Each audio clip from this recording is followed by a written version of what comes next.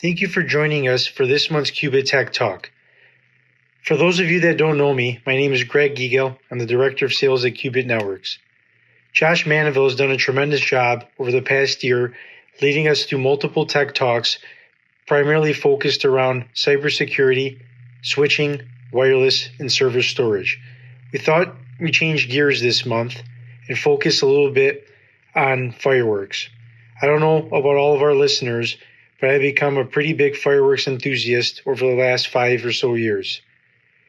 I've put on some pretty big shows for a lot of friends and family, but I always miss out on the action as I was busy lighting things off, making sure we're keeping everyone safe.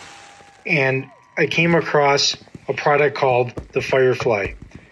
The Firefly is a pretty cool device, all wireless driven, that allows you to set up a fireworks show off of a phone app.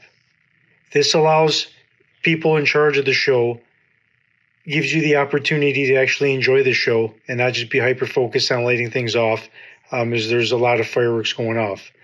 So I wanted to let you know a little bit about this product and how it works. First, you download an app that is Apple or Android friendly. Once you download the app, you go ahead and turn on the system. There's a button here in the front. I also went with a power plate instead of batteries. You just charge this thing for a couple of hours before your show, and it lasts quite a bit of time. It gets you through the show with no problems whatsoever. You want to make sure that you connect to wireless. The unit has its own wireless, and there's a password that you need to type in so that no one can kind of hack into your system. Once you're connected to the Wi-Fi, you go ahead and plug in your fireworks. There's 15 slots for different fuses that you could put in. The fuses range from 1 meter, 3 meter, 5 meter, and 8 meter. So this allows you to plug into the system and make sure that you have enough room so that the fireworks can shoot off properly. After you plug in all the fireworks, you want to make sure that you have a green and red light. This means that the fireworks are live and ready to go. Once all this is completed and done, you can go ahead and program a show, create it however you want.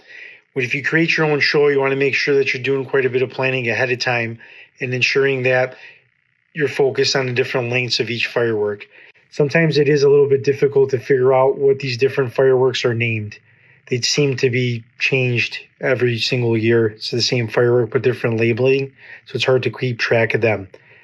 I tend to go for more of the manual firing. I like to go ahead and shoot off 1 or 2 fireworks at a time. I've done some pretty big shows. Probably biggest show was over 2,300 shots. You did this past 4th of July. And I just made sure that I watched the videos, kind of knew how many shots each one were. And when I noticed that the last row of fireworks in a particular cake were firing, I made sure that I kind of swiped and loaded the next cake to go. It's been pretty awesome tool. As I mentioned earlier, this tool really helps you enjoy the fireworks show that you're putting on. You're not just hyper-focused on finding wicks and just lighting them. And without this type of unit, it's hard to have a smooth show. There's a lot of stops when you don't have this type of unit. So I highly recommend it. Last thing I'll leave you with is when you're looking to purchase fireworks, I'm not paid by any of these organizations, but please support local fireworks stores. My 2 go-tos are Danny's Fireworks in LaPorte, Indiana, and House of Fireworks in Dyer, Indiana.